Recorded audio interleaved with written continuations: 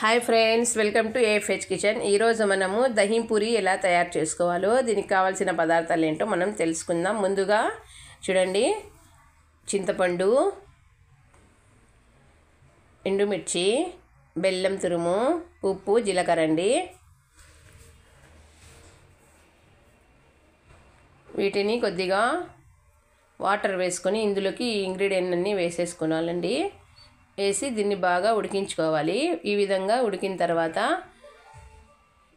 వీటిని సపరేట్ చేసేసుకొని ఇలా మిక్సీ పట్టేసుకోవాలి. చూడండి, ఈ విధంగా వీటిని వాటర్లోకి వేసి కలుపుకోవాలండి. ఆల్రెడీ వాటర్ వేడి మీద ఉంటుంది కాబట్టి ఇది మనం మిక్సీ పట్టుకున్న వాటిని దాంట్లో వేసి కలుపుకుంటే సరిపోతుంది.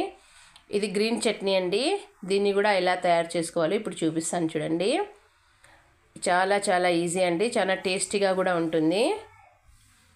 పచ్చిమిర్చి, పుదీనా, కొత్తిమీర, కరివేపాకు, వెల్లుల్లి రెబ్బలు, కొద్దిగా అల్లం, ఉప్పు, వీటన్నింటినీ మిక్సీ పట్టుకుంటే సరిపోతుందండి. చూడండి, ఈ విధంగా చాలా టేస్టీగా అయితే ఉంటుందండి దహీ పూరి. చూడండి, ఇది ఇప్పుడు ఎలా తయారు చేసుకోవాలో చూపిస్తాను.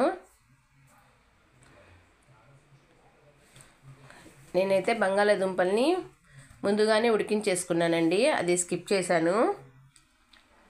చూడండి, పానీపూరి మనకు బయట దొరుకుతుంది. వీటిని ఇలా ఆయిల్లో ఫ్రై చేసుకున్నాను. బంగాళాదుంపను ఉడికించి దాంట్లో ఆనియన్స్ను కూడా కలిపి పెట్టుకున్నాను. ఇదైతే పెరుగు అండి, చిక్కటి పెరుగు. గ్రీన్ చట్నీ ఇంతకుముందు చూపించాను కదండి, అలానే ఈ వాటర్ కూడా ఖట్టా మిఠా వాటర్ అండి. చాలా చాలా టేస్టీగా ఉంటుంది. ఇది కూడా ఇంట్లోనే ప్రిపేర్ చేసుకున్నానండి, కారాలు. చూడండి, పానీపూరిని మనము ఆయిల్లో ఇలా చేసేసుకున్న తర్వాత ముందు స్టఫింగ్ బంగాళాదుంప అలానే ఖట్టా మిఠా పానీ కూడా వేసేసుకుందాము. ఇలా అన్ని స్టఫింగ్ చేసేసుకొని పెరుగు, గ్రీన్ చట్నీ అంతా వేసేసుకొని దీంట్లో కారాలు వేసుకుంటే సూపర్గా ఉంటుందండి.